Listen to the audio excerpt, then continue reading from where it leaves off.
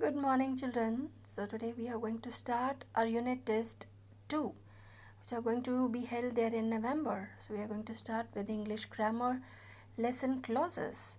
This is really a very important topic which you are going to learn today, because the children, they usually have so many queries and questions related to clauses. So before starting this lesson, let's go through all the lessons which are going to be there in unit test 2. Unit test 2 in English grammar or language, which are going to be held there in November. We have these many lessons from your grammar book. Lesson number 4 is their clauses, which we are going to start today. Lesson number 8 is their determiners. Lesson number 13 is their non-finite verbs.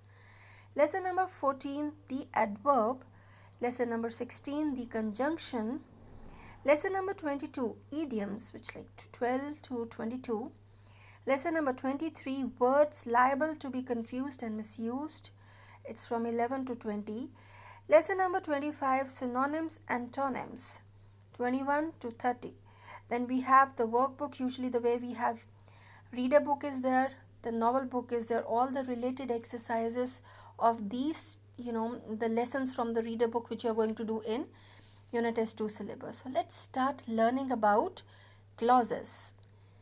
Before starting from the book, I wish you all should write this table there in your notebooks. This is going to really help to understand that what is a clause.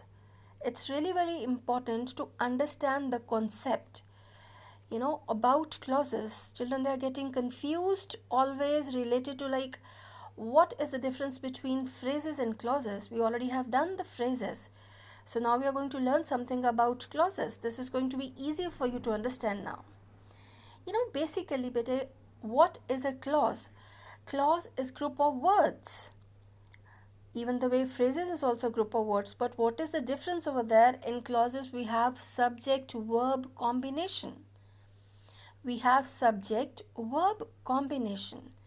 And clauses, it has a complete meaning by itself.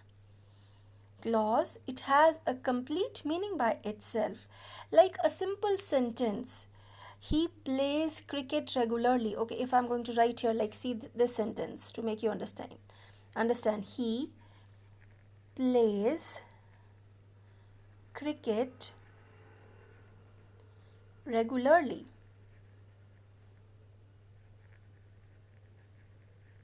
Full stop.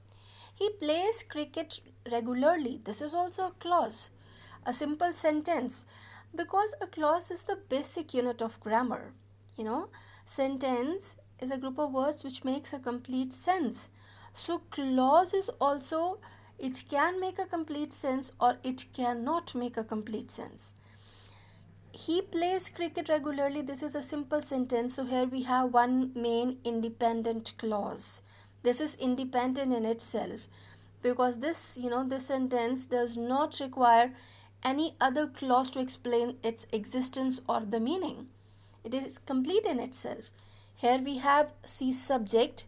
Here we have the subject-verb combination. It means this is clear. Subject-verb combination is there. So this is a clause and it is giving a complete meaning by itself.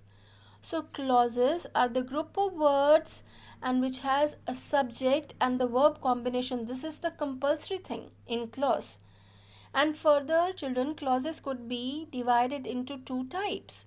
We have two kinds of clauses: independent clause, dependent clause. Independent, first of all, you see the name itself is telling you the meaning. Dependent, which needs someone to explain. Independent, totally free in itself. This is independent clause. This is the main clause. We have subject verb combination over there. This is an independent clause. We do not require any other clause to explain the meaning. But dependent clause, or the other name for dependent clause, is subordinate clause. Dependent clause needs the other clause to make the meaning more clear. Like if you are going to write a sentence over there, you may sit. Let me write with the other color so that you can understand. You may sit wherever